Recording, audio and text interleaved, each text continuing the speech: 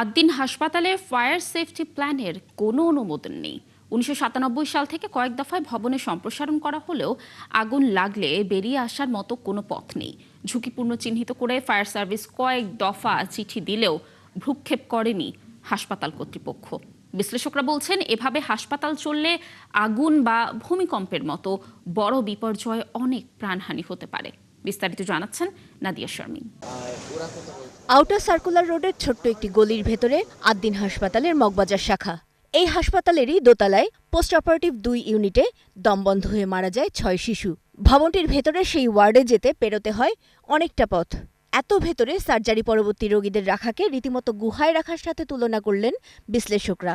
রুমের ভেতর রুম, তার ভেতর রুম, তার ভেতর রুম, তার মানে ওই রুমের দরজাটা যদি কেউ খুলেও তাতেও কিন্তু ফ্রেশ এয়ার আসবে না। ইভেন তারও বাইরের যে রুমটা আছে সেটাও যদি দরজা খুলে তাতেও কিন্তু ফ্রেশ এয়ার নেই।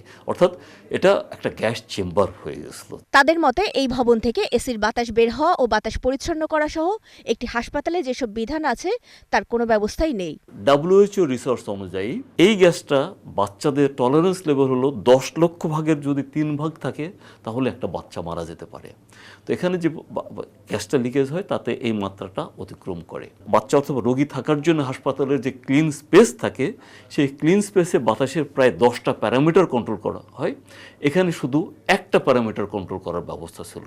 যতটুকু ইনফরমেশন পেয়েছি বিভিন্ন যে সোর্সের মাধ্যমে, যে এই হসপিটাল করা হয়েছে কোনো প্রপার কোনো ডিজাইন বা প্ল্যানিং ছিল না। আসলে এগুলোকে এক্সটেনশন করা হয়েছে বেসিক অন দ্য নিড অনুযায়ী, এবং এরকম মাস্টার প্ল্যানও ছিল না আসলে এখানে। এবং হসপিটালে আদৌ যে তারা যে প্রপার এয়ার কন্ডিশনিং কোড সেটা ফলো করা হয়েছে কিনা, তারপরে এখানে সেটা কিন্তু বিভিন্ন সংস্থাকে সমন্বয় করে করা হয়েছে কিনা সেটা কিন্তু ব্যর্থ রয়েছে আমি বলবো।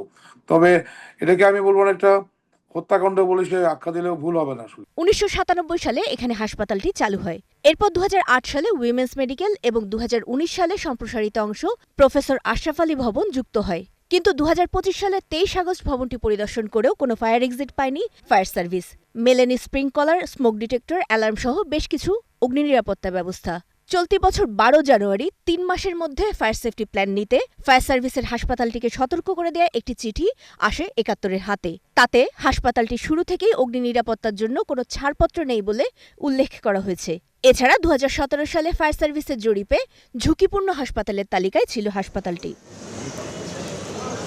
কিন্তু এরপরও নিরাপত্তা ব্যবস্থাগুলো যাচাই না করার পেছনে সব কর্তৃপক্ষের ব্যর্থতা দেখছেন বিশ্লেষকরা। ফায়ার সেফটির কথা বলেন যে যখন কোনো এখানে ভূমিকম্প হতে পারে, অগ্নিকাণ্ড হতে পারে, অথবা কোনো গ্যাস লিক হতে পারে, অথবা যে কোনো এমার্জেন্সিতে থাকতে পারে, এমার্জেন্সি রেসপন্স প্ল্যান বলা হয়। এখানে হসপিটালের ম্যানেজমেন্টের যে দুর্বল যতটুকু রয়েছে আমি বলবো সেখানে ডিজি হেলথ তাদেরও কিন্তু একটা বড় দায়িত্ব তারা কখনো এড়াতে পারে না। একটা কম্বাইন টাস্কফোর্সের মাধ্যমে এগুলো যে একটা আবার সার্ভের মাধ্যমে করা হয় যে আমাদের হসপিটালের কি স্ট্যাটাস কিভাবে ইমপ্রুভ করা যায় সেটা সরকারিভাবে ব্যবস্থা নিয়ে যেতে পারে। এ অবস্থায় আদ্দিন সহ রাজধানীর অন্যান্য হাসপাতালের নিরাপত্তা ব্যবস্থাও যাচাইয়ের পরামর্শ দিয়েছেন তারা।